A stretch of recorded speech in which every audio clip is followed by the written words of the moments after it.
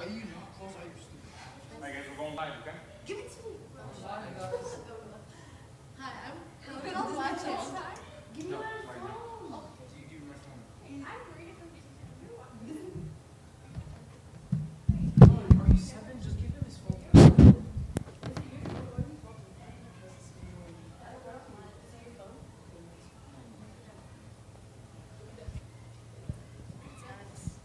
Okay, let's pray, guys.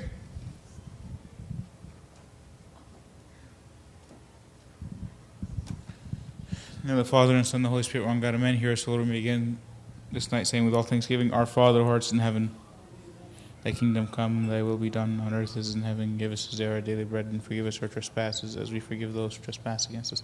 Lead us not to temptation, but deliver us from evil one. Through Christ Jesus our Lord, thank you.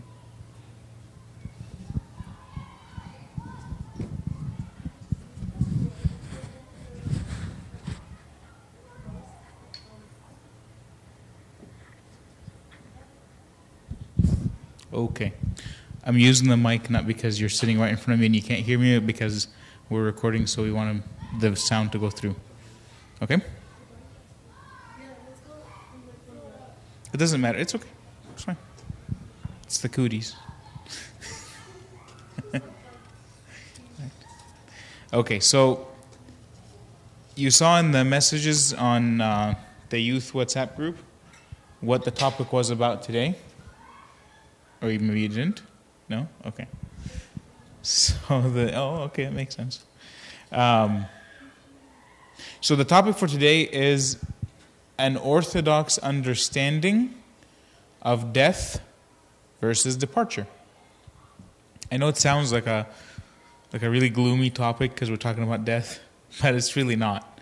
And the reason I chose to do this topic today in particular is because some of you, actually at your age you probably didn't know her, but may have heard at least of the sudden passing of a good friend of mine, at least.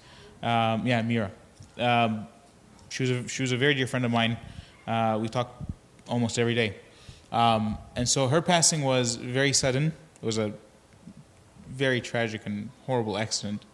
And so it made me, reflect upon a lot of things. And I incidentally happened to find this lesson, which I wrote in 2014, because I had a student in my Sunday school class whose dad passed away suddenly also, at a very routine operation. They found some complications with his heart, and they want to fix it. It was practically voluntary, and they said it's a 95% chance of success. He was the odd 5%, and he was only in his 40s. And so it was a very sudden, unexpected death. Of course, it didn't affect me personally nearly as much as Mira. Of course, I knew his dad very well. So I felt like it was necessary to give this talk to my Sunday school youth at the time. And so I found this lesson. But I was looking back at it, and I realized how sort of disconnected it felt when it affects me personally. And so I reflected upon a lot of factors that I had written in it, and I put myself in that position, having lost a friend of my own, having lost someone close to myself. What helped me a lot, and a lot of the points I'll make tonight that are outside of my original lesson, came from Ambasrapian himself when he actually was at Mira's funeral, and he gave the sermon, the eulogy, obviously, and he gave some excellent examples, as he would, that I noted myself during the funeral and after, and I found that the lesson had a lot. No, not lesson. I don't like to call these things lessons, but this talk had improved quite a bit based on what he added to it, and so that's what I'm giving you tonight. What I had written before, on top of what I reflected upon, on top of what Sayyidina amazingly added to the talk. So first, let's define death. Okay, there's a worldly definition to death, and then there is a Christian or Orthodox definition to death. Okay, so in the world, it means an end of life. It means life is over. It means no more. You just crudely your warm food, right?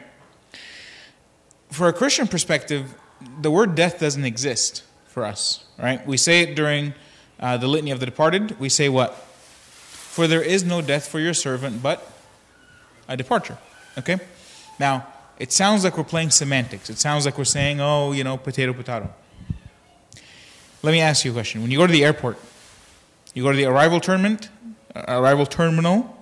and the death terminal? No. You don't go to the birth and death terminal. Okay. You go to the arrival and the what? Departure terminal. Why is it called departure at the airport and not death? Because you're coming back. Because there's an expectation of return, right? When I take my wife to the airport because she's going to visit her mom in Egypt, I don't expect her to not come back. I hope not. I hope she does. I mean, that's it's the opposite, right? Yeah, right. I know exactly. I hope it does mean she returns, right? That's the idea. So, departure means there's an expectation of return, and so in Christian understanding, death is not a word that we ascribe to somebody who passes, but we say they departed because there's an expectation of return. Okay? We even say, and this is particularly Orthodox, and you could argue it's for every Christian understanding, that death is actually a beginning. Again, it's ironic that we say something that seems like an end is actually a beginning, but death is actually a beginning. Because just as a person's trip to another country has an expectation of return, it's also the beginning of that trip. His departure or her departure is the beginning of that trip. Correct? And so for us, death is a departure and a beginning, because that's what departure is. There's an expectation of return, so it's the beginning. Departure is temporary and the beginning of something, like I said. Well, I use the example like the arrival and departure terminal. It's a departure to our next place, it's the departure to our next place. What's our next place? Right? Hopefully. Somebody said hopefully, right? We are, what we like to say, dressed and ready. We've been made ready by what? By baptism? By communion? You can name all 7 sacraments if you want. Okay? We've been dressed and made ready. And by dress, I don't mean we put on clothes, but really when we say we're baptized, we say we take off the old and we put on the new man. Right? And so, in a literal understanding of baptism, we say we are dressed and ready. Correct? And so, again, death being not an ending but a beginning, we go to the next place, a place for which we've been prepared by what we have done here. Particularly, we look at the sacraments. Baptism and communion, even more particularly. Okay? We follow God's commands and orders, and His blood has saved us. Literally, has washed us and made us ready. We come to the doors of heaven, and if we are approved with the quote-unquote proper attire, like I just said, we will enter. Funny side joke for you guys. There's a joke about a man who goes to the gate of heaven, and this is just satirical. It's not obviously theologically accurate or anything. But the angel tells him, "Oh, you're a great man. You'll definitely get into heaven, but you're so great. Can you just? I need a break. I need to sit down. Can you take over for just a little bit, right?" And so he says, all right, well, what do I do? Are there any requirements? What do I do? He says, yeah, everybody that comes up, just ask them to spell the word love, and if they can spell love, they can get in. This is satirical. Again, I want to emphasize that. Right? So he sees people come in, and he starts asking them, can you spell love? Somebody comes up, they spell love, they get in. Somebody can't, they don't. And so from a distance, he sees his mother-in-law coming, and he prepares something. She comes up to the door and she goes, what are you doing here? He tells her the story, the angel needed a break and he told me to take over. She goes, okay, well let me in. He goes, well there's just a requirement. She goes, what? He says, you have to spell a word. She says, what word? He says, Czechoslovakia.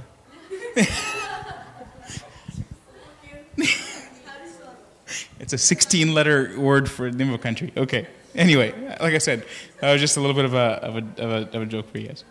Okay, so we hear of there's a biblical story that Christ teaches about where he talks about a wedding party, okay, where the groom he invites everybody, or he invites very particular people, and people don't show up. And people say, oh, I had to take care of my dying father, or I had to go take care of my field, or I had to this and that. So he starts to go out and he grabs anybody. Right? So sometimes we can be the ones who are called, but if we don't follow that calling, or we don't do what we're supposed to do, we get left to the wayside because we care for other things in the world. There's another example of a wedding party that's given where the dress attire is very particular. It says a suit, for example. And people come up to the door and they're not wearing the suit. The suit in our case is the baptism, the communion, the sacraments like we talked about. If we approach the door and we're not wearing that suit, are we allowed to go in? No. You may say, and this is where I like to call this more of an Orthodox understanding, because if you say that, I don't know, use any other sect of Christianity or whatever, or any other religion if you want, okay? And they're dressed in their finest clothes, the most expensive pair of jeans, the most expensive shirt, very, very expensive, very eloquent, very elegant, more expensive and better than your own suit. We're talking about just appearance. They approach the door, are they going to get in? No, because they're not wearing the suit. If there's a suit requirement, the suit is what gets you in. You understand? You understand the analogy? I'm being very particular about what we are dressed to be when we enter heaven. We receive the blessing of baptism. We receive... You smell something? It smells like candle wax burning or something. Yeah, I smell it. It's like something... We don't have real candles here either. But. So... I'm talking about a very particular suit, and I again, you have to understand the analogy here. Okay, you have to understand the analogy. The analogy of the suit being putting on the new garment of faith that you receive in baptism. Your continual communion, your continual communication, your continual life in Christ. That's the suit. And so it's not just about faith alone. It's not just about grace alone. It's not just about work alone. These are the very expensive pairs of jeans we try to put on when we try to approach salvation. Do you understand? Am I keeping you guys? We're good? Okay. These are the very expensive pieces of clothes we try to put on when we approach salvation. But the requirement is clear. The requirement is clear. A birth and baptism. Proper baptism. And so we are ready and we are dressed and we are made. There's nothing more? Okay. We are dressed, we are ready, we are made, prepared for salvation. Okay? The question that comes up when somebody young passes away, and I'll admit, my first thought, I found out about Mira probably a couple hours after the accident. And so it was like 4:30 in the morning. When I found out, she had passed away like, I think the accident was 7 o'clock at night, the night before. And her fiance had messaged a couple of us who were friends with her, he knew. We had a group on Facebook, or anyway, I don't want to get into details. But I found out pretty much right when I woke up, okay? And it was a strange day for me for the rest of the day. Definitely for a couple of days after. But that day, at 4:30 in the morning, to wake up, the first thing I grabbed my phone. Bad habit, by the way, don't do that. And you find out something so tragic. It's needless to say, it was a tough day. But the very first question that came to my mind, besides the absolute utter shock of how could this be true, is why? If you knew Mira at all, even from a distance, you knew a couple of things about her. That one of them is that she never was not smiling. Okay, she had a strange way of just not knowing how to not smile. It's kind of weird, but she was so faithful to her service, and so she was so dedicated to what she did, not because anybody knew what she did, but because she genuinely dedicated herself to what she did. As a matter of fact, she had the accident on her way back from a service that she was at that nobody knew that she did except her father of confession. People only found out because the story came out of where she was when she was coming home. She was out at a hospice home, a place where people basically, like old people, live their last days. Basically, it's a hospice, and she was visiting the old people, not anybody that she knew, but she was just visiting old people because that's what she did, just because. Okay, And she had the accident on the way home. And so, if you knew anything about her, you knew that she was a genuine person. She could not stand being mad at someone. And I don't want to make this lesson about her specifically, but I'm just trying to get the point across that this was a good person. Okay? And this was a person that you felt the loss of. And so the question that I had in my mind right away was, why? When we lose a loved one, it always feels unfair and untimely, even if they're older. Okay? When my aunt passed away, she'd had 3 different kinds of cancer. She was in the hospital for a long time, and she was basically on life support towards the end. And it was more than we saw it coming. It was like, at some point we were saying, this is grace to her that she rests now, right? It's utterly different when you lose someone you love unexpectedly. We couldn't ask the question why when my aunt passed away. We saw it coming. We saw her suffering. We were almost thankful that she no longer suffers. But when someone young and unexpected, just like the father of the kid that I told you about in the beginning, who was in my Sunday school class, the question is utterly why. Abba Serapion said in his sermon that the question why comes up, and that there really is no answer to why, but we know that we have faith. So there is no answer to the why question. We can't answer the why question. But we have faith, and what's important about that is the things that come with that faith. We have to rest assured that that God takes the loved ones at the most perfect time for them in their life. And I know that's cliche, but it's true. Personally, I can't think of a better time. Like my uncle was Abuna Daniel Farag from St. Mina in Riverside. If you still go to St. Mina in Riverside, you'll see a couple of plaques for him in the hall and then by the door of the church. Okay, he also passed away suddenly, unexpectedly. Okay, but it was within not even an hour of finishing a liturgy, taking communion, and serving, basically. Okay, and so the moment was, you couldn't pick a better one. Mira wasn't a priest, obviously, but I can't imagine a better time or a better moment than having served without a desire for attention, a true service. And in her life, that this was true of her in every step she took. Her brother told a story at her third day memorial. He said, "I'm going to tell you a story about Mira, and you can expand it by 100 because this is just one." Okay, so we were going to Chipotle one night, and I saw a homeless man sitting near the door of Chipotle, and my natural instinct is to try to ignore him so he doesn't put his hand out for me to ask for money, because I don't want to give him money. He looked homeless, and he looked like he was, doing something like drugs or whatever, And so I sped up to walk past him to get into Chipotle very quickly.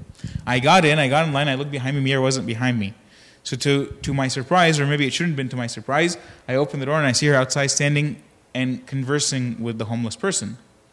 And chit-chatting with him, and he was laughing. She was making him laugh.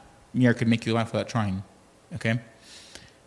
And he said, further to my surprise, I see her holding his hand, picking him up, taking him inside Chipotle, and telling him, "Buy whatever you want. It's on me." And he said, this is just a random story, a random night, but this was her. This was just who she was. And so God picks the most perfect time. Mira was preparing for her wedding, actually. Her wedding was going to be in January. She had picked the date even. Okay? Her fiancé is a wonderful man, and God help him. When he announced her passing on Facebook, he wrote in there that it is fitting that this happens now because there was no more perfect bridegroom for her other than Christ. I wasn't worthy of Mira. The most perfect bridegroom for her was Christ. Okay? Yeah, it breaks everybody's hearts, but it's true. And like I said, this is not meant to be a gloomy talk. This is meant to show you that there is a moment in life when God chooses that this is perfect for you. We know that God is merciful. We know that God is beyond time and sees what is to come as a whole. So when we see our life, or we see Mira's life at the moment, we say, what a waste. This person had so much life in front of her. It's not true. It's not a waste. God sees life as a whole. He sees life in full. He sees what is to come. He sees what has passed. He sees life. There's a saying that to God the future is the past. right? To God, our future is the past. Meaning he sees everything. Certainly that doesn't deny your free will. I'm just saying he sees the world as a whole. And he knows what is to come, and he knows that this may have been indeed, not may, I'd have to believe that it was the single best moment in her life. And that's all you can ask for. We trust in his decision because he sees the whole picture and chooses for us the proper time.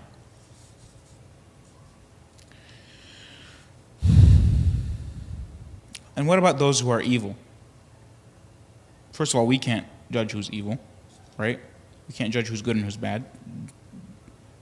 Utterly left for us not to judge that. I've seen a lot of quote-unquote Christians who say it is on us to judge and to teach others the right way. They say, no, it is on you to show others the right way, not to judge them for their wrongdoing and then teach them. It is on you to live as Christ, and so they would see Christ in you. And so while we can't judge those who are evil, we know that God, even in his infinite mercy, tries to find even their best moments to give them the most merciful death possible for what they did, whatever it was. And God is fair in that with any loss, he gives a balance. If you saw Mira's mom, like right after her passing, it wasn't something you wanted to see. By the time the funeral had come around, you can see that she had a consolation to her. Her face was consoled. And what I mean by that is that she was sad, obviously. She was crying, she was sad. Nothing changes about that emotion. But there was a consolation, there was a feeling of comfort in knowing that you believed genuinely that this was the time. There's that answers the question, because my next question was going to be, what about those left behind? We believe that God will provide, and so on. But there was a point that Sayyidina made during his sermon, and you guys, if you know me, I like patristics. I like the church fathers and church history and whatnot, and so cool. So there's a book.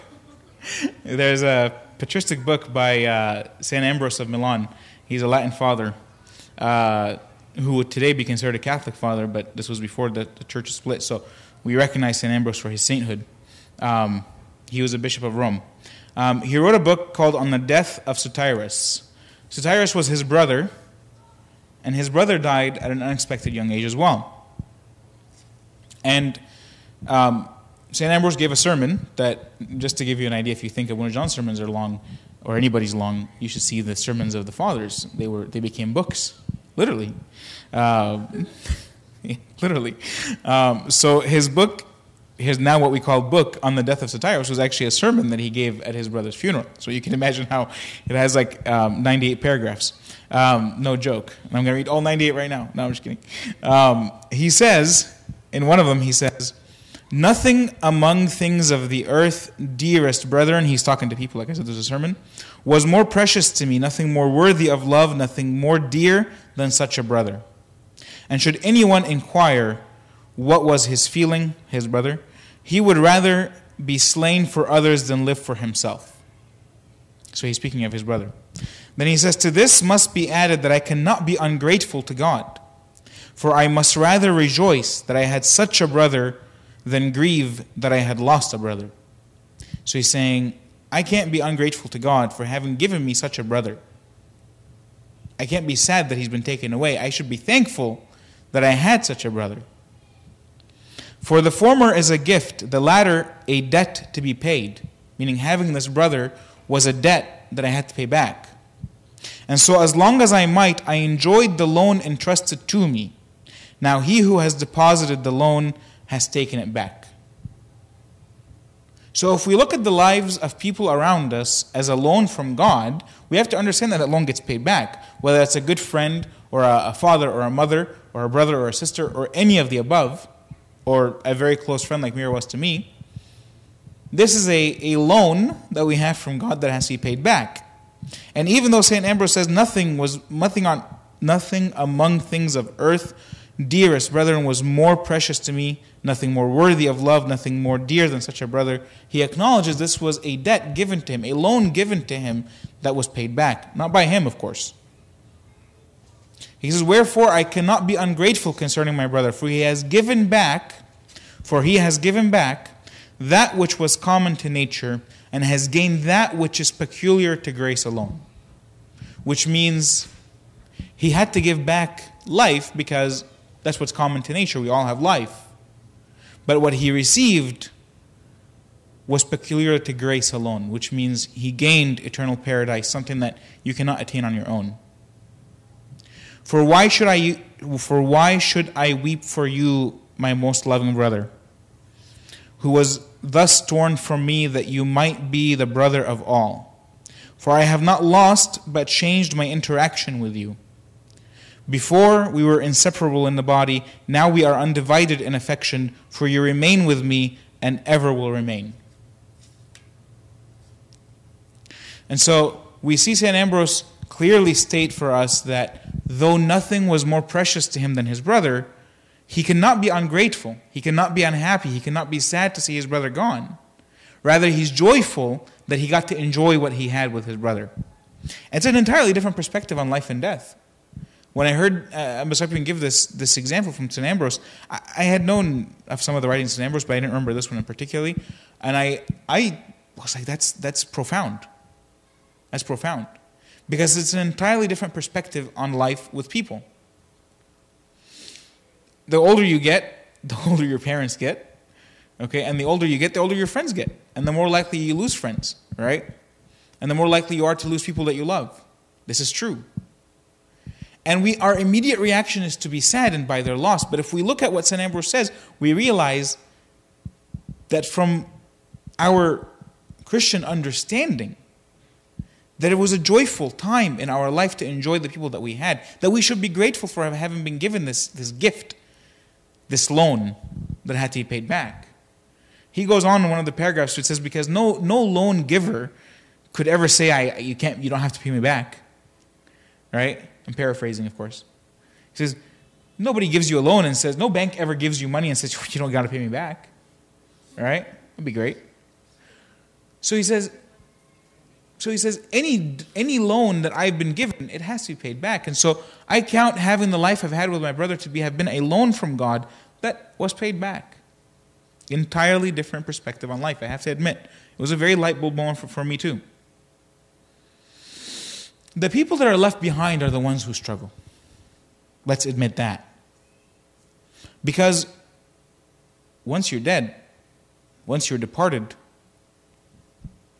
you face your judgment. That's what it is. But those who are left behind to miss you, those are the ones who struggle. And so, Sayyidina, when he spoke, he says, I'm here to console the people who are left behind, because this person who has passed, we have faith in where she is. We have faith in what's happened to her. Based on the life that we knew she had, and her father of confession, Abu Lazarus, he gave a couple of really great examples, and even in her third day commemoration, he said, if I were to open up about everything I knew about Mira as her father of confession, you would straight up not believe me. And so I'll spare you the stories, and I'll let them come out as they go, as time goes on. And stories have been coming out slowly about what she was doing in her life. Okay? And so he says, I'm not trying to make Mira sound like a saint. Really, I'm not. But, it's the point I'm trying to make is that she lived a good life. And so even if her father of confession said, if I told you everything I knew, you wouldn't believe me, so I'm going to spare you. Okay?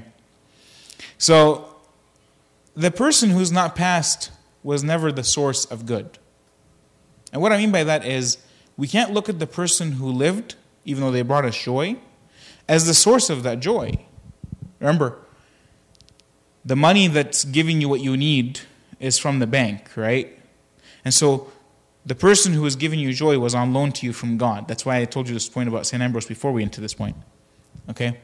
And so if we look at that, and we say that the loan that we've been given from God is not really a source of anything, it is God Himself who is the source, then we have to revert back to the loan giver.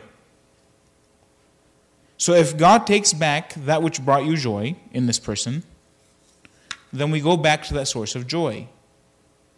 Does that make sense? I know I'm being very allegorical. I'm being a lot of analogies, but if you don't understand what I'm saying, please stop me.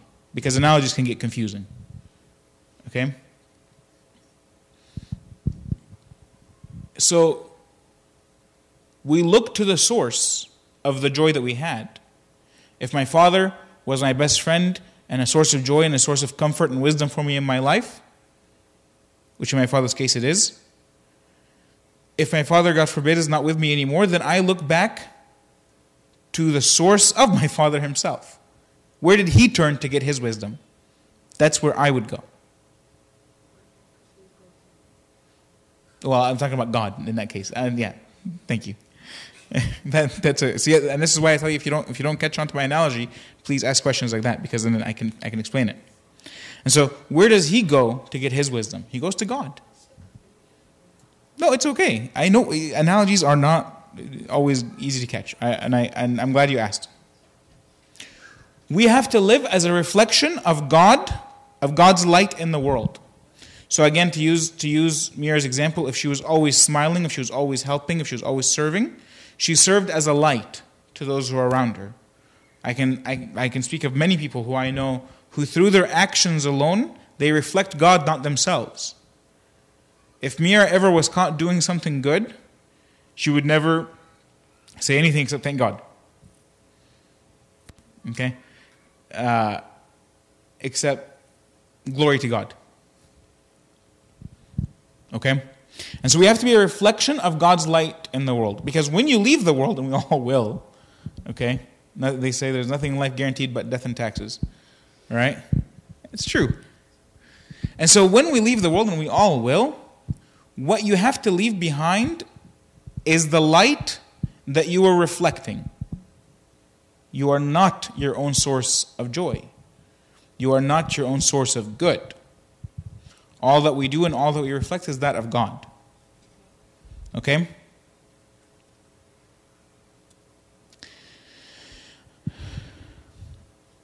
You guys know, I don't know, Pope Shenouda, okay? But what you probably don't know is that he was an orphan, or you may not know, I should say, that he was an orphan. And he was an orphan at birth, meaning he had no mother his entire life. Pope Shenouda. Yeah, he was an orphan from birth. Okay? It was common, unfortunately, in the time that he was born, in the very early 1900s. You can go, if it's okay. He needs you some. It was unfortunately rather common for women to pass away during birth. You know, it's infant mortality rate for children was low. Maternal mortality rate was low. Anyway, so he was an orphan from birth. And though a mother is a tremendous source of so much in someone's life, I know, for example, Marianne is the person who reads the Bible every night to James. It's not even me. Okay? She makes it a point to read a children's Bible to him. A mother is a very important person. Okay? But if we looked at the mother as the source of good, if I said that she was the reason why, then I would omit the power of God in her life to do this for him. And it's not just my wife, and I don't mean to give a personal example, just any mother. Okay? My mother did the same thing with me. Okay? But if we don't look past the source that the mother, the well that she draws from, if we looked at the bucket, and I keep adding analogies, but if we looked at a person holding a bucket of water and we said that this bucket of water was a source of water, we would omit the purpose of the well. Right? That person drew from a well that had a bucket of water. That water gave others quenching of thirst. But we cannot forget the source. And so if a mother draws her source from God, and we look at the mother and we say she is the source, then we fail to see God. Right? Pope Shenouda being a perfect example. In the last, I would say maybe even 200 years, I was going to say 100 years, we may have a very hard time finding a greater theologian in the Coptic Church. The man wrote, I don't know how many books, over 100 books. His theology was astute. It's great. I'm not going to say perfect, but it's great. There's easily no greater theologian for the church than Pope Shenouda. And so if we looked at mothers as the source of all that is good for the child, then how do we explain Pope Shenouda? Do you get what I'm saying? I mean, I really want you to understand that. Because the source of good is never the individual. And that's why, like I said, Mira never did anything good without saying, glory to God. This is the source. So your life has to be a reflection of God. Everything we said about death up to this point, we said death is a departure, death is the beginning, death is all. This all doesn't make any sense unless you do this. Unless we live this life. Unless we do these things. Unless we put on that suit of armor.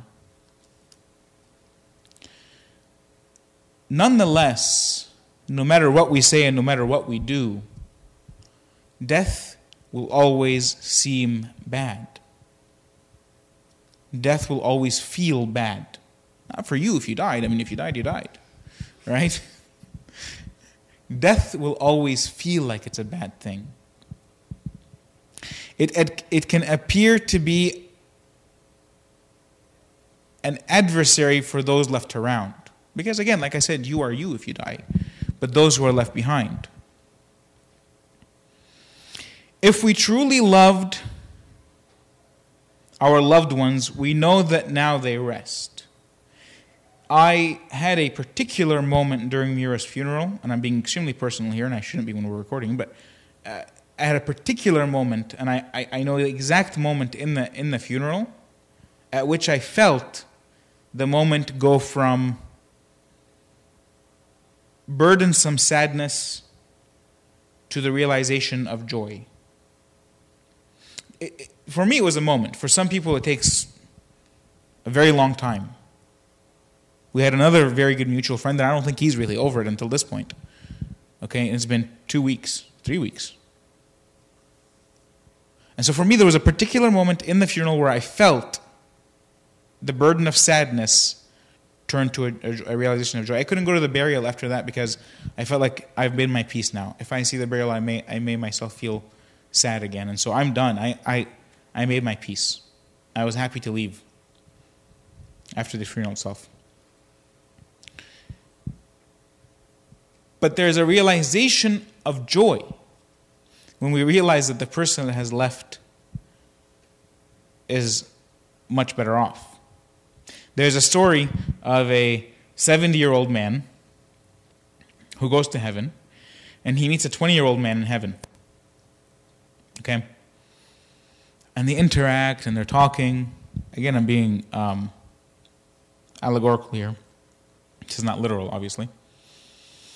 But they talk, and they talk, and they talk, and then the 70-year-old man says, wow, you seem very wise, and you seem like you're perfect, you know. And the 20-year-old tells him, you're the same way. And he goes, if we're both deserving of heaven, God, I wasted 50 years of my life on earth.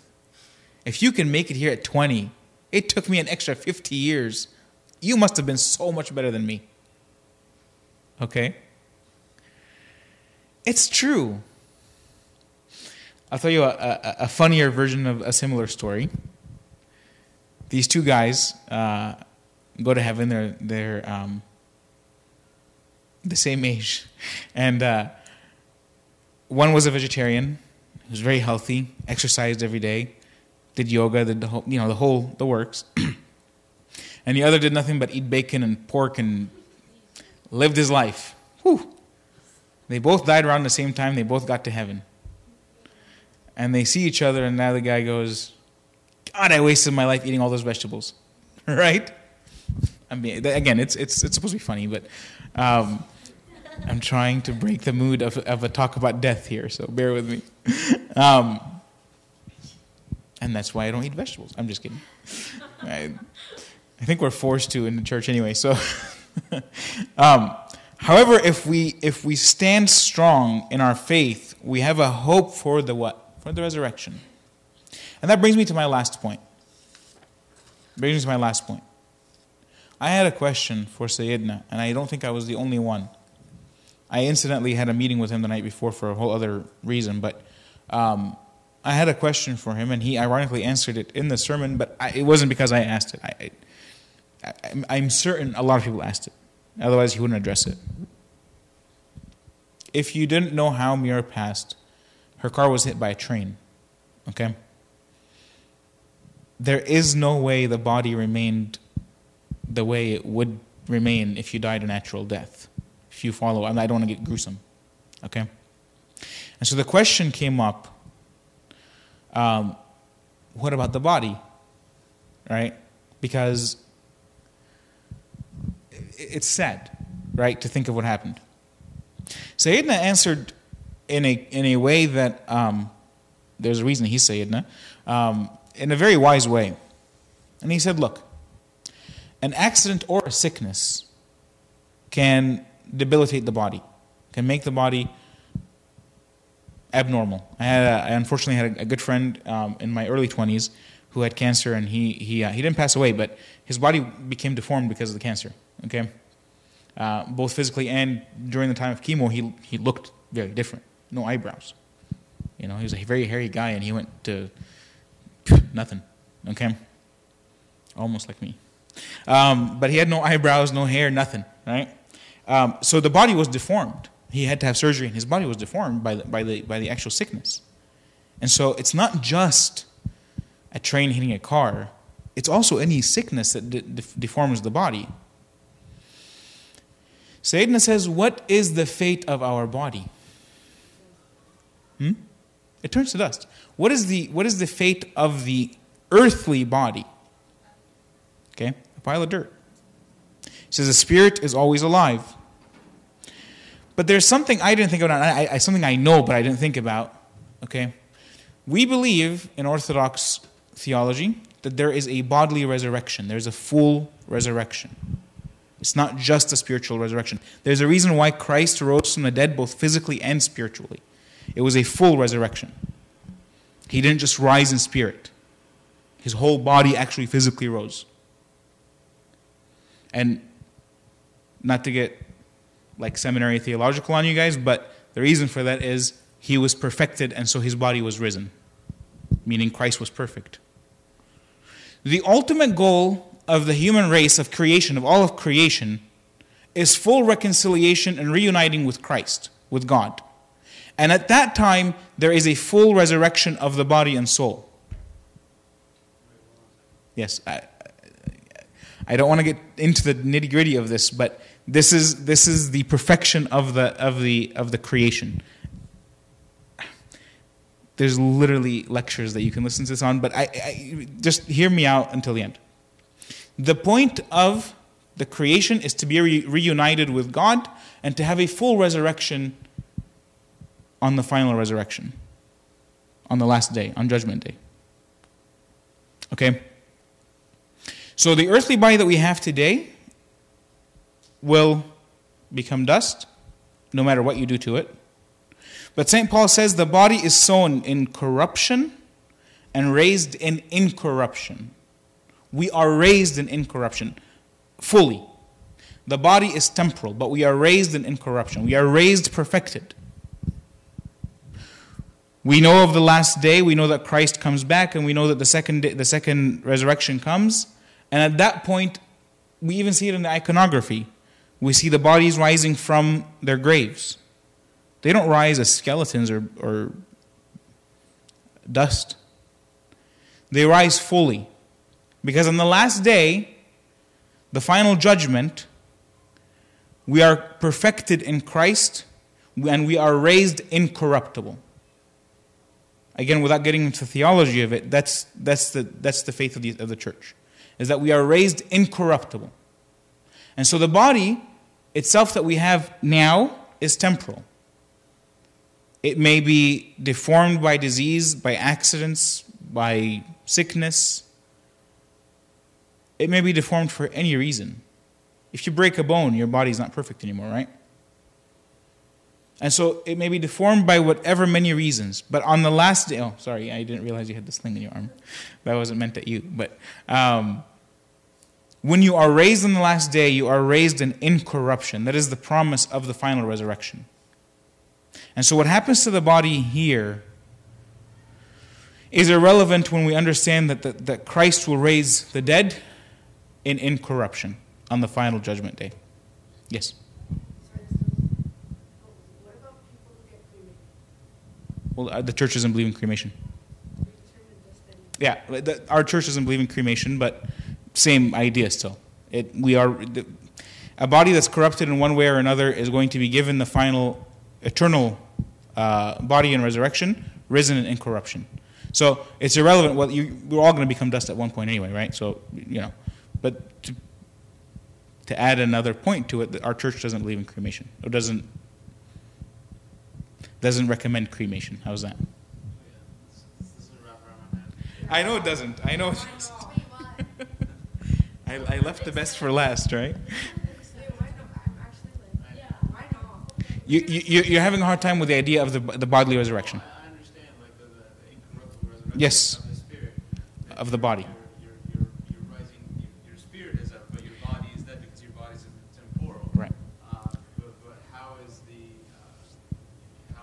on the judgment day you're rising with the physical body? What's like if you're in heaven, and you have a glorified body? That's what it is. You just said it. The glorified body. The risen body is glorified and reunited with Christ. Because, okay, and maybe I shouldn't be saying this in a recorded because I don't want to get in trouble, but this is the understanding the church has. That when we were created, we were exiled from heaven. We became corrupted at our exile, right? But the original purpose of creation was for us to be God-like. Not to be gods. That's very important. This is where topics like theosis get really, really heretical and questionable. But our goal, the goal of creation, is to be God-like. Yes? Okay, go ahead. In Genesis, at the beginning of creation, the Trinity says, "Let us make man in our image." So we are made to be in the image of God. So we are made to be God-like. This is Orthodox Theology 101. Okay? It gets debated very often, but this is Orthodox Theology 101. That we were made to be God-like. And so, because we became corrupted in the fall, we have to rely on the reconciliation with God to get that, like you said, glorified body. That eternal body, which we gain on the final judgment. Okay? The debate, this gap in the words that I just said is where the debate exists. Well, and if you're saying we get our glorified body on the final judgment, what happens after the first judgment? And is there such things as, what do you call it, the Catholic thing, purgatory? And that's where a lot of stuff gets debated and questioned. But what we do know is, without getting into these meaningless debates, not just for the purpose of this meeting, but we only know what we know, okay? But we know that St. Paul told us that we have the incorruptible body. And this is just one piece of the verse. It's a much longer passage. Okay, because he keeps saying corruption, incorruption, and sown in this, and raised in this, made of this, and turned to this. And then he gives a lot of these analogies in that same passage. We know that in eternity we are given that glorified body, that eternal body, that body that's raised from the dead, whole in Christ. Whole in Christ. But I have to emphasize again, that topics like this are one of the reasons why people like Origen are considered heretical in the church. Though many of his writings are accepted, there's parts of it where he talks about something like this in a way that makes it completely heretical. Okay? And others, and many others. And so this is not meant to be an easy, just take it and swallow it and go. There's a lot to it. And if you want to read more, I can recommend more to read. But this is what we believe. That on the final judgment day, we are given a final incorrupt, eternal body. Okay? And so the body that I have today is corrupt. That's the point. I never said that the way I look today, I hope I have more hair in the end, right? But the body that I have today is made in corruption. Right? But on the final judgment day, we will be given that glorified body, raised in glory, united with Christ. That's why we know so few people, the likes of St. Mary, for example, who are raised in the body, because they were perfected. Right? They were taken glorified. That is the ultimate ending to the human creation. That's where we want to be. That's where we will be on the final judgment day. And again, for the record, because this is on the record, there is more to it than I just said. And if I said anything that ends up being taken as heretical in any way, I accept correction at any point. But that's what the church believes. That the final resurrection is an incorruptible body like that. Yes? So, God made us out of dust. Correct. Bring us back out of dust to like Very good. So, because nobody could hear that, you said that God made us out of dust, so if we return to dust, we have to believe that God can bring us back into the shape that we were meant to be in, out of that dust. That is correct. So Why not out of ash? You're talking about cremation. It's the same thing. It's the same ideology. No problem. It's the same idea. What I'm saying is the church doesn't recommend cremation. It's not necessarily a theological understanding. Look, if you ask me personally, Kirollos, I don't see a big difference to it personally, but we know that the church teaches that the body is a temple given to us by God, and so we have to. It's the same reason why we say don't get offensive tattoos on your body. It's not yours, right? Same reason why we say don't smoke, don't do drugs, don't ruin your body on purpose. It's a question the church puts up all the time. It's a question that gets debated. Again, right? The question is, what if? Right. Okay. So, sure. There's. Huh? No, I'll give you a straight answer to this question. No, I'm waiting for the questions to be done. Because the question has come around 5 times here. Okay. The question is, what about organ donation? The church debates this all the time. Because, like I just said, the body is supposed to be a temple given to us by God. And so it's not supposed to be for us to tear apart or to tattoo or to ruin with cigarettes or to give away. It's not ours.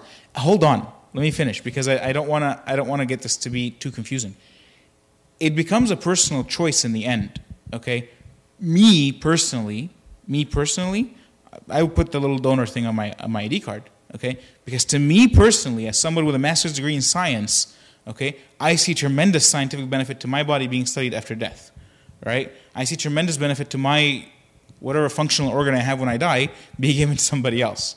I'm probably going to ruin them all by the end, but that's the idea. Whatever I have left that's working, I see a benefit to humanity to give that out. Because what is the point of the dead body? Now, the church, like I said, believes in the final resurrection of the body, but if we're saying that God can make it out of ash and then return us to, then there's no point.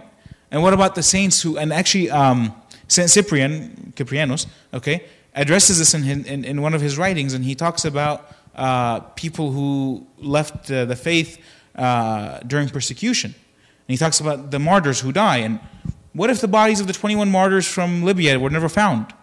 Okay, how many, in all the stories of the saints where we have thousands of people killed at the same time, in the story of St. George, they say they executed St. George and like 3,000 who were watching because they all believed in Christ with him upon his death. So what happens to all those 3,000 people? Where are their bodies? So it is a vast open question. It's a vast open question. And it becomes a personal choice. But if you want to take the actual church position on it, the actual church position, the last I heard, and I could be wrong and I hope I'm corrected, the last I heard is that the church does not recommend that. The church does not allow that. Okay? Does not allow cremation, does not allow organization. But again, I just said it. Because we believe that the body is a temple given by Christ, and so we don't tear it apart. I understand. Can I just say something? I better turn off the live feed. Yes. We think about it. Okay, Jesus obviously wanted to help us, and God wanted us to help them. Yeah, sure. And stuff like that. Of course. If you think about it that way. So if somebody's going to die, you can help them, and they could still, they're not ready to die yet, and maybe God knows that. And if we help them by giving them that extra thing they need, or getting studied for the future,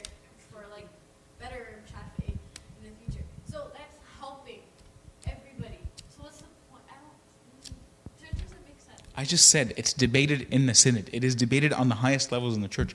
I'm not offering a solution to the debate. If I say, okay, you can donate my after I die. Sure. You can donate champagne. So that means that I'm like a sinner. Like I'm doing bad. I don't know. I don't know. I don't know the answer to that question. There's some question we know where it's very hard to find that one concrete answer. And besides, you got to keep in mind that the whole idea of organ donation is less than 60 years old, give or take.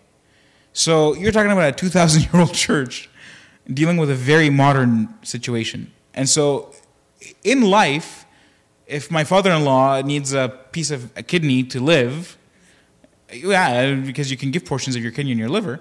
Yeah, sorry, your liver, you can give kidneys, but not and portions of your liver, okay? Your liver will regrow. We know that. And you can live on one kidney. We know that. And so why would it not be okay if I gave him my kidney if I was a match? The whole idea of kidney donation is less than 50 years old. But see, If that. That's the same thing as saying, okay, this person has cancer and I have the treatment and not giving them the treatment. Sure. What do you think about it? The point I'm trying to make is that this is a very recent, when you're talking about a 2,000-year-old church, this is a very recent argument, or a very recent, it's like they say about law. The law hasn't caught up to modern technology. Like the Supreme Court is trying to decide on emails, when emails are technically an older technology now, right? And so it's still trying to catch up. The church is in the process of catching up to these things. And I hope that the final decision the church takes on something like this is that it's okay. Recently, it's probably been a year now or a little more, we had Amber Rafael here at St. Justina, and he actually talked about, one of the questions that came up is about suicide. Okay, and somebody was asking about, and this is probably fitting for a death talk, but he talked about suicide, okay, and he was asked the question, a very straightforward question, when will the church start praying on people who commit suicide? Like, the church doesn't pray on people who commit suicide. That's not sad, that's because we're not supposed to kill ourselves. That's straight up. Well, that's where Sayyidina stepped in. That's where his answer came in. So Sayyidina said, the church will continue to not pray on those who commit suicide. There's a particular funeral service that we can do, but it's very limited and it's not like anybody else. Okay? But he said the synod has decided, I don't know how long ago, that if mental health issues are proven prior to death, that we treat the person as anybody else who died because they were not in control of themselves when they committed suicide. It's the disease that killed them. It wasn't them. Yeah. Sorry, every person that commits suicide has a mental disease. Not every, you can't, at some point you're facing Right. severe depression. Right. Or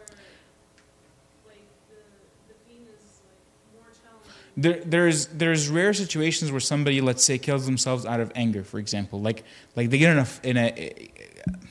a wife feels hopeless in her marriage and so she kills herself. Okay, that's not a mental issue. That's a hopelessness in life, and so you kill yourself, right? I'm not a psychologist. Okay, and of course, certainly there was a youth who his parents found him.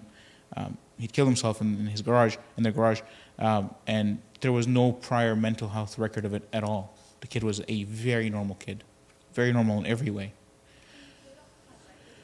Well, that's what Sayyidina said. Sayyidina said that there has to be. This is the official church's stance, guys. I'm not here to question the church's position at the moment. But Sayyidina said if there's documented mental health records of the person having issues prior, the church will gladly pray on them because they were not in control of themselves. That's what he said. Okay. Yeah. Sorry. So, going back to suicide, is that the sin where God says that you kind of are blaspheming against the Holy Spirit because you're kind of denying the Holy Spirit's work in you? You can stretch it that far. Yes, for sure. For sure. We know that the body is given to us. Like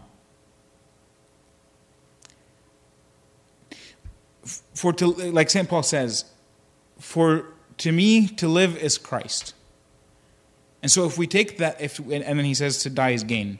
But if we take that and we say to live is Christ, and that we choose to not live, if we choose to not live, then we're denying life in Christ. Okay? again, to say in this point,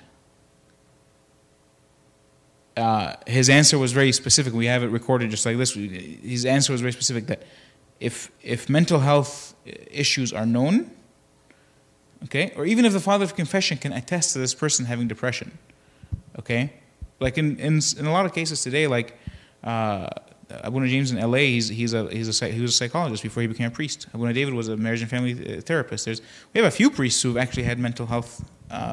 They were mental health professionals before they became priests. They themselves can attest to somebody having tremendous depression. Okay? But that's the church's stance on that. There are some things like that have been addressed by the church specifically. And that weren't before. The church before said, irrelevant, if you killed yourself, there was no funeral for you.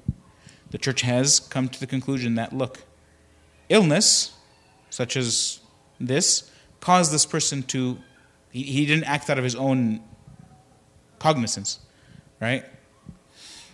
Whereas, again, to continue the questionable things that happen these days, the whole concept of end of life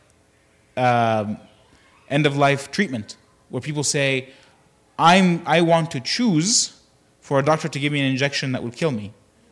This is the law in California. You're allowed to do that now because you're in too much pain. There's no hope in you. So people who have terminal illness in California, I think Oregon was the first state to allow this. What is the technical name for it? You know, euthanasia. Okay. Sure, nobody should choose their death, right? But that's the extension, right? Because we would consider that suicide, correct? You chose to end your life, right? Yes. Good question. My aunt was on life support towards the end, and her son pulled the plug. Her son was a neurologist who treated her condition. Okay? This is an extremely, extremely detailed example. What the church told him at the time was, if she's not alive on her own, then she's not alive. If there's no bodily function keeping her alive, then she's not alive. Correct. And so, again, this is super recent and super scientific and super immediate.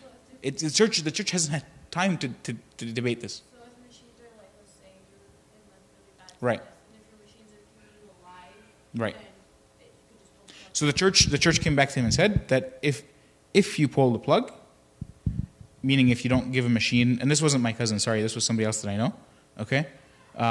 But I know my cousin, when his mom was sick, she was very terminally sick as well, but she died on her own. This was somebody else I know, also a Coptic Orthodox. The church said, pull the plug. If she remains alive, you keep her alive. You don't kill her. And you don't tell the doctor to give her a shot to kill her. You pull the machine. It is kind of like a dinar, yeah. What if you're like getting cancer before like a most if you say like if I'm on machines, can you pull the There's paperwork that they tell anybody, over 30 or whatever, to fill out, right? If you choose what? It's a personal decision in the end. But for me, again, personally, I would say, I'd say if a machine's keeping me alive, then I'm not alive, right? If a machine's keeping me alive, I'm not alive. If without a respirator I'm not breathing, then I'm not alive, right? If there's no brain function, then I'm not alive, right? So I'm not ending my life voluntarily. I'm saying if my life is being sustained by... okay. I wanted to... What was my track of thought? Sorry. If a machine is sustaining my life, then I'm not alive, right? The extension to that question, just so you know, because if you debate this with somebody, they'll tell you, well, then in that case, why are you taking medicine at all? Because medicine is keeping you alive. If you have high blood pressure and you don't take your medication, your heart valves will explode.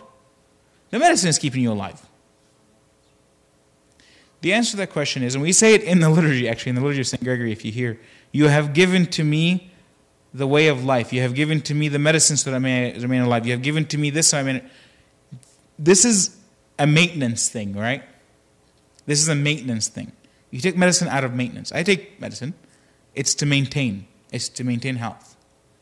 But in the case of a machine keeping you alive, you're not alive, right? And there are people. I know a lady at work. She's 72 years old, 70 more than that now. But she got diagnosed with some form of cancer. Okay, and there's a saying in biology that says if we all live long enough, we're all going to have cancer. Okay, because it's a hit and miss chance. But at an age, she got to an age, she's 70 something. Her kids are in their 50s. Okay, she has great grandkids. Okay, she got diagnosed with cancer, and they told her that chemotherapy will give you maybe an extra year of life. But for the next year that you were going to live, that you're doing chemo or whatever, you're going to have a miserable life. Because chemo is terrible. And so she said, you know what? I'm 70-something years old. I have great grandkids. I've held 3 careers in my lifetime. I've been a successful businesswoman. I've worked for the state. I've done a lot. You know what? I don't want chemo. I'm going to live whatever I have left. That's a decision. Someone may argue with her saying that you're killing yourself because you're not giving yourself what you need. So the debate goes back and forth. Okay? Of course she's not killing herself. She's living out her life. Yes, she's lived 2 years since, I saw her a couple of weeks ago, and it was 3 years after she was diagnosed. She's fine. She beat them. I don't know.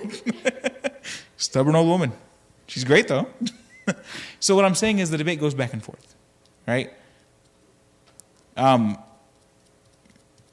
that there hasn't been any questions, but are there any other questions?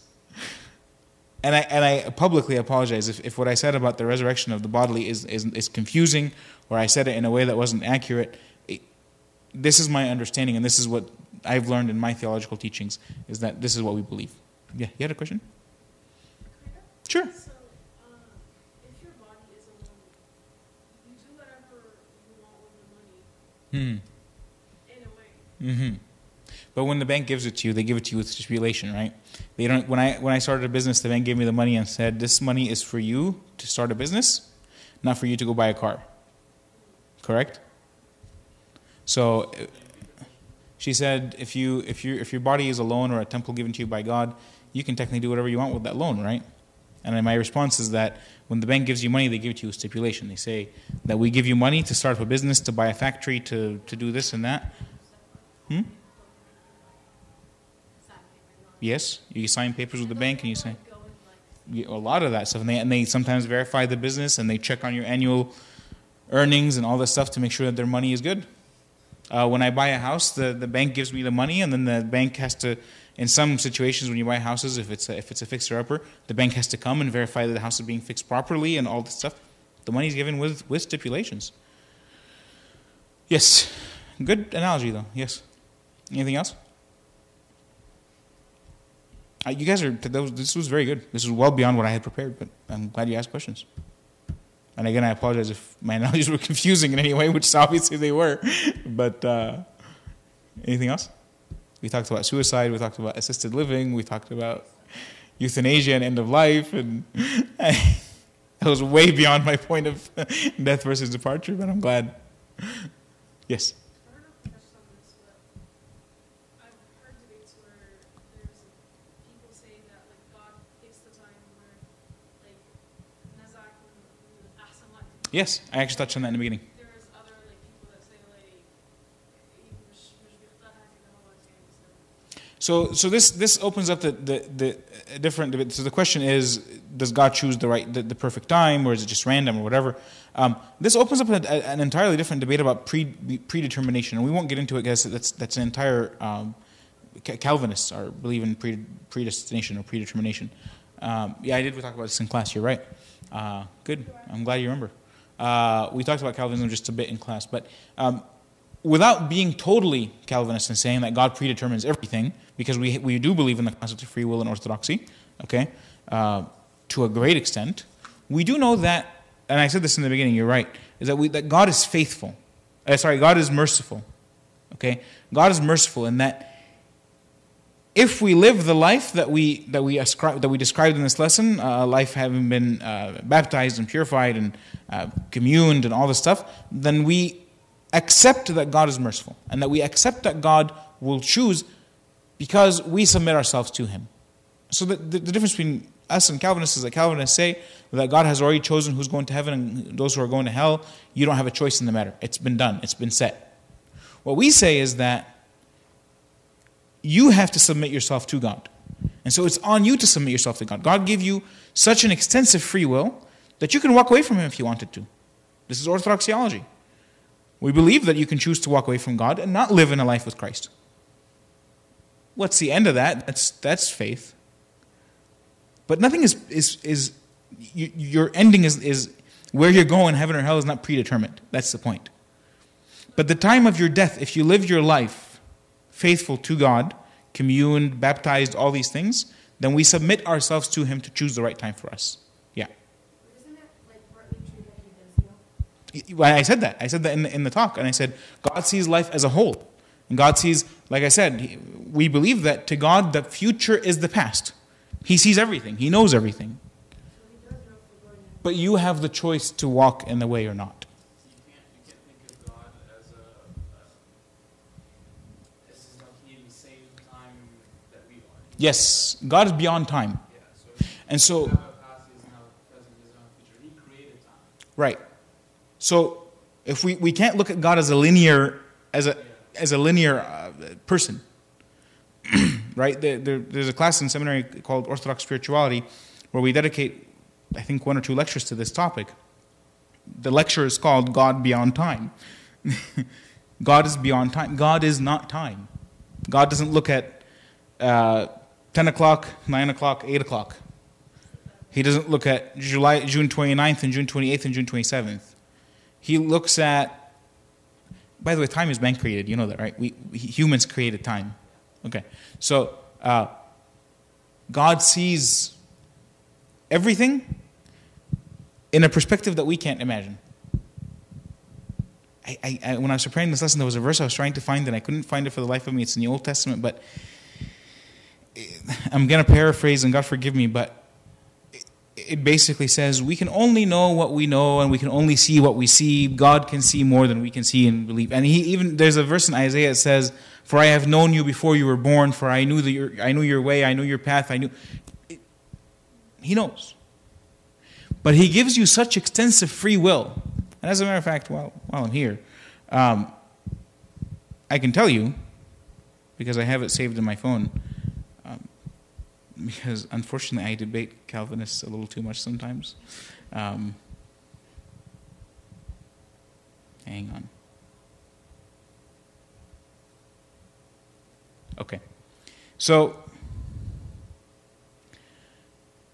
it's a kind of long, but it says, "Man is formed in the image and likeness of God. This means that he will have in his nature those traits characteristic of the Trinitarian God. He will possess qualities that only God has in the highest degree, including free will. However, if for God freedom signifies an endless and unshakable will for good, then for man it can signify the right to choose between good and evil. The freedom made by God for man is so unlimited that man, if he so desires, can separate himself from God and live just as he wants to be in direct contradiction to God's will and divine providence. When we were created in the image of God, He made us God-like. And so we were given these characteristics of God, including free will, to such an extent that we can choose to walk away from God. Of course, what happens in that choice is, we know that that's hell. We know that hell is defined as a separation from God. So, you can choose. But if you put your faith in God and you put your trust in God and you put all of what we just talked about in this lesson into God, then we know that God is merciful and kind and just to choose for us the right time. We pray all the time in personal prayer, in Agbayas, and in the midnight prayer, in the morning prayer we say, we thank you for giving us another day. In the midnight prayer we say, help us get to the night, through the night. We pray that God choose for us all of this. Meaning, you prayed for it, you asked for it of God, and God has given it to you. But you can say, I don't want anything from you, God. There's a report from the president of the Philippines, Duterte. He said the other day, who is the stupid God? And this is, well, sure, you can say that. But what's the end of that statement? And so this is a choice we make But if the choice we make is to connect to God, then God chooses for us what's best. I think that's enough for the night. You can always talk to me after, before, or whenever if you see me. I'm always happy to answer questions, guys. Okay? In the name of the Father, and the Son, and the Holy Spirit. Thank you. So let's conclude the evening with a little prayer.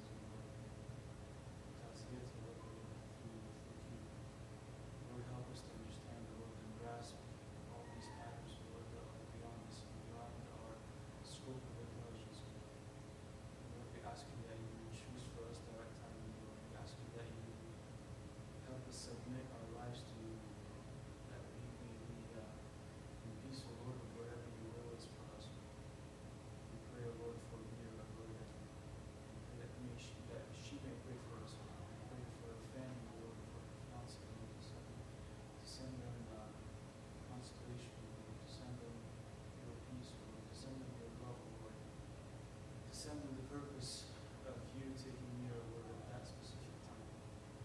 Lord, I pray that you would bless us, Lord, and give us the wisdom, and give us the love, and give us faith, O Lord, in this coming week, Lord, in this coming summer. Bless it, and teach us and give us the ability, Lord, to carry you, Lord. Through intercession of Saint Mary, Saint Christine, and all the Father saints here, so we say faithfully, Our Father, who art in heaven, hallowed be thy name, thy kingdom come, thy will be done, on earth as it is in heaven. Give us this day our daily bread, and forgive us our trespasses, as we forgive those who trespass against us.